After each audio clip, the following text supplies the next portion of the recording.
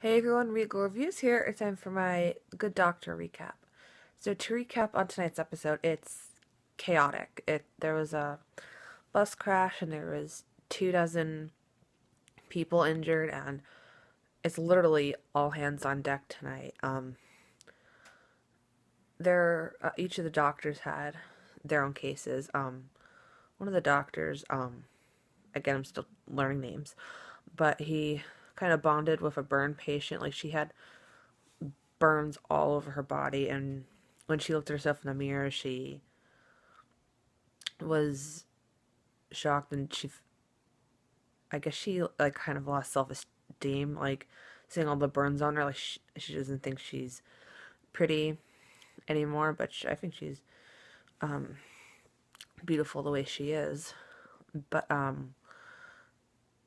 he said that there might be like a different treatment instead of doing like a skin graft, that there might be a different treatment, that she may not need that, and it's basically put fish skin on there and let that heal, and it actually worked. And I thought that I don't know, they seem kind of flirty. I thought maybe they might be end up being boyfriend or girlfriend or something. But he apparently comes from a rich family and was able to give a donation to another hospital which had the fish skins to and that's how he was able to um help with the patient. Um Claire was helping in the ER with a tracheotomy patient, and she realizes at one point that there's a patient missing, and she's frantically going to look for this patient, and it turns out um, she finds the patient, but she ends up being brain dead on the table. So she was gonna tell this other patient. I'm not sure how they were related somehow. I thought they were maybe girlfriends, but I may have heard wrong. Um, Apparently, the president of the hospital said that Claire made a mistake while intubating that ultimately led to the brain death of that patient. So Claire has to deal with that for the rest of her life, and she feels tremendous guilt that this happened. I mean, I can't imagine what she's going through, but the president of the hospital, is trying to comfort her, saying, that it's happened to him before, and hopefully she'll learn from this experience and um, can move on from it. But he also said that she'll never forget this experience. There's a patient that comes in, and it's a question of who their care provider is, because he at first thought that his leg needed to be amputated because it was completely shattered and there was little to no blood flow. But Claire actually came up with a way to rebuild a femur to put in his leg. But they're on their way to get married, but they didn't get married. The crash happened before they got married, so the parents are the care provider, and they want to amputate his leg, whereas the wife, or I should say the fiance, wants to keep his leg.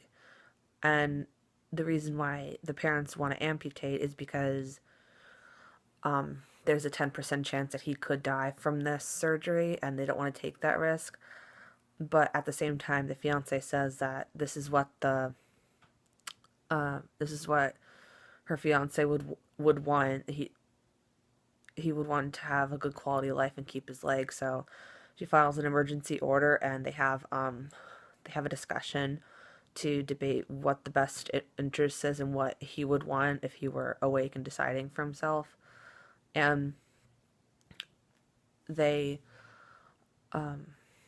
Sean realizes at one point that he's blood clotting, so they have to get him in there now, and the judge ultimately decides that they side with the fiance, so they do the surgery for the femur, and it ends up working because Sean tests to see if he can feel on his foot, and he actually moves, so it actually did work for him.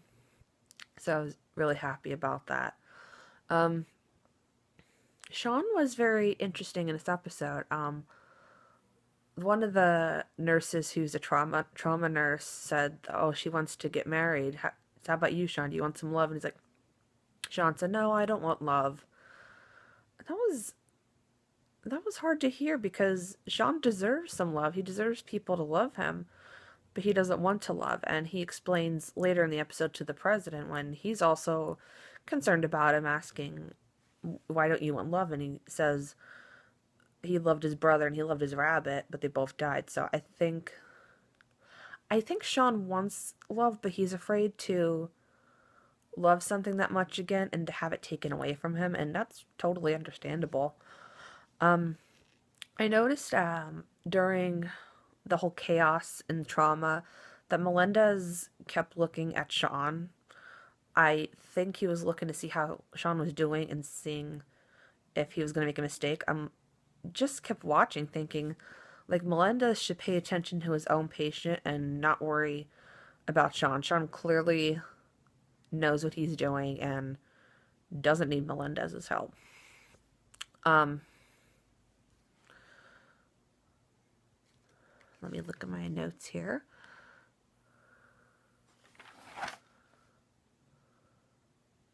Oh, and I think I discussed this in my recap last week, but I noted how I've seen a growth from him. He's grown a lot in these past couple episodes, and he's learning to have a voice. And tonight we saw a good example of that when the family with the amputee was arguing back and forth, and Sean actually yelled out loud, saying to be quiet, and that got their attention. But um, they, I think Sean, went because he had to actually testify in that little hearing. He was a little nervous to testify, and they were questioning his abilities, and even the president of the hospital asked Melendez, how many times does Sean have to prove himself for you to give him a chance? And I agree with that. Sean's clearly proved himself time after time, but Melendez refuses to give him a chance. So I'm hoping that Melendez will come off his throne and give Sean a chance for a change. But Melendez actually, for the ass that he actually gave Sean a compliment tonight. He said he was talking to Claire, saying that she needs to be more focused in trauma, that she should be more like Sean, like think like him. But then he said not the same exact way Sean thinks, but like Sean. So in a way, it was kind of like a backhanded compliment, but coming from Melendez, that's progress. And Sean also asked Melendez about him and Jessica, learned her name, Jessica, the blonde person on the board, why they're getting married. And he's like, because we love each other. And Sean doesn't fully understand. He was asking like why people love each other. Why do they make a big deal about it? Why do they have to get married? So, Linda's helped a little bit there, and I think that'll come in time for Sean. Feel like he's been through a lot in his life, and I think he'll learn to let people in and let people love him. But that'll take some time. The previews, The Good Doctor isn't on next week. It's on 2 weeks from now. But it shows that there's a patient that they think is psychotic, but he actually ends up having autism like Sean. So then the question comes up, like, can Sean perform? Like, Sean can perform the surgery. We all know that. But the fact that it might be too personal for him with Sean having autism and the patient having autism. So they were kind of teasing, like, Melendez giving him a shot, but we don't know this yet or not, but Sean like kind of hesitating at the table. But that could be another patient. We don't know that yet. So yes, I absolutely love The Good Doctor. It's breaking grounds. It's gotten amazing reviews so far. I hope you all watch The Good Doctor. If you want to catch the doctor, it is on Mondays, 10 p.m. on ABC. Until next time, stay regal.